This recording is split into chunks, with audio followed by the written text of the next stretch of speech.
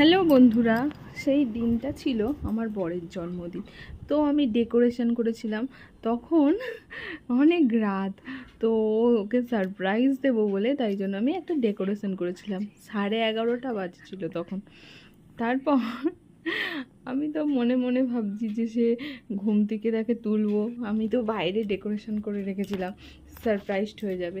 সারপ্রাইজের ভিডিওটা আর করা হয়নি, আমি সেই সুযোগটা পাইনি। তারপর সকালবেলার মেনুতে দেখো, দুপুরবেলা সব খাবার দাবার এগুলো ছিল,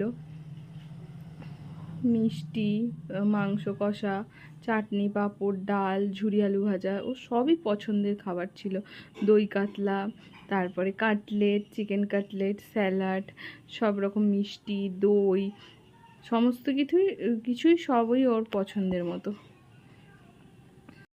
সন্ধ্যাবেলা কেক কাটার আয়োজন করা হয়েছিল। তো আমার বর বাবা